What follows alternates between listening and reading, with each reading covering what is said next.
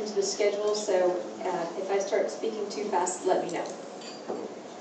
Вината, които виждате, са наредени пред мен на масата. Ще говорим за тях от ляво надясно, т.е. почваме от лява страна. Бутилките, които виждате, са от Турция, Гърция, Хърватска, Румъния, Македония, от домакина България, Сърбия и Унгария. Така че ще направим нещо като обиколка на региона. Тъй като закъсняхме и все пак времето ни е ограничено, ще се опитам да наваксвам, но ако започна много да бързам, моля да ни го кажете.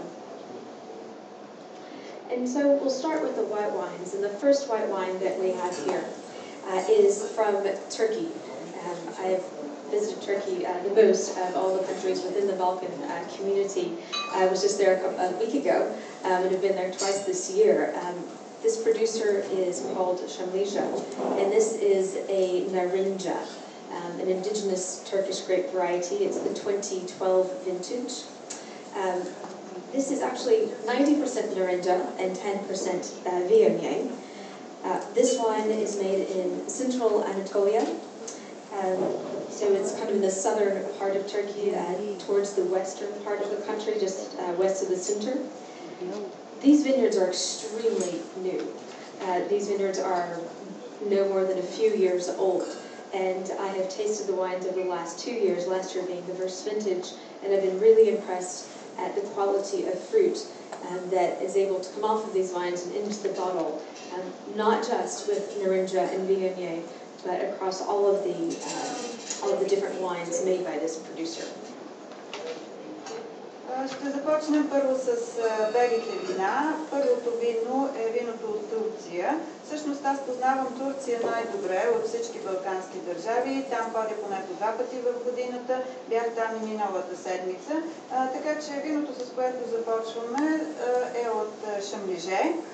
Сортът е Наринджа. От 2012 година е виното, което ще опитаме. В него има и 10% Виемие. В централния Анадол се намира района, където се отглеждат тези лозя. Това е в южната, югозападна част на страната. Лозята са съвсем нови. Всъщност миналата година е първата, в която има реколта, но качеството е много добро. And part of the success of this winery and the vines, the vineyards here, is of course the typical poor soil that we're accustomed to hearing about for high quality grape growing. And here we have sand over decomposed granite. Част от успеха на тази винарна и на виното, което се произвежда там, се дължи, разбира се, на високото качество на самото грозде, както и на спесъчливите почви, където се отглежда там. And the second part of the key to this success here is altitude. 370 meters high. These are incredibly high vineyards where there's lots of nice sunshine during the day, but very chilly nights. Другата основна причина за успеха се дължи на височината, на морската височина, на която се намират лозята. Те са на 370 метра над морското равнище, което е много високо за лозя. Това означава, че през деня има много слънце, много слънчево греене, но вечерите и нощите са хладни.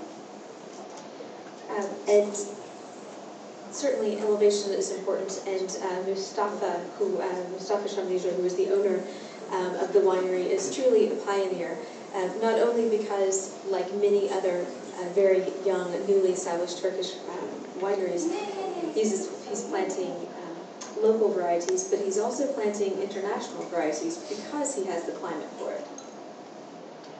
Разбира се, надморската височина е важна, но трябва да се спомене и собственикът на лозята и на винарната, Мустафа Шамлиже. Той е, така да се каже, един от пионерите, той е един от младите хора, които работят в този отрасъл. Той обича да съди местни сортове, но съди и международни такива, защото има подходящия за това климат в района. In fact, his climate is so cold, he's even planting Austria's Grüner Veltliner and Alvarinho from Portugal. Quite a bit of a surprise, I thought, when I first heard this. Всъщност климатът е много подходящ за отглеждане на португалски сортове, което за мен беше голяма изненада, когато за пръв път видях. But now back to this wine and to Narinja. This is the most commonly found Turkish white grape variety. It is it's very malleable. It can be made a bit like in this style. Obviously, there's a dollop of Viognier there to give it some body and a little aromatic. But it can be made in a very lean and crisp style. It can be made in kind of a mid-weight style, as well as in a richer oat style. Започваме с виното, за което стана дума, което е едно от най-разпространените бели вина в Турция. И това е вино, което може да се среща в различни варианти. То може да бъде по-свежо, може да бъде с така средно ниво на плътност, може да има и вкуса на дъбова бъчва. And with that regard, it reminds me a little bit of, say, a Pinot Blanc or a Chardonnay, just because it can be so flexible, and in fact, it's often blended with Chardonnay. Малко ми напомня на Pinot Blanc, на Chardonnay и понеже той има такава възможност да проявява разнообразие, всъщност често пъти се смесва с Chardonnay. And I'm certainly not going to tell you what's in the glass. You'll get that on your own, of course, but some of the typical characteristics of Narinja would be straw, quince, yellow plum, and lemon. Няма да ви описвам другите особености на виното, вие ще ги усетите сами, когато го отпиете от чашата, но често пъти човек усеща аромата на сено, на дюла, на синя слива и на лимон. And I know that some of you are very technically oriented. I'm sure some of you are winemakers, so if you want the geeky details, here they come. This was hand harvested at the end of August. It was harvested at 21 bricks. It was whole bunch pressed, fermented at 18 degrees C in stainless steel and bottled early.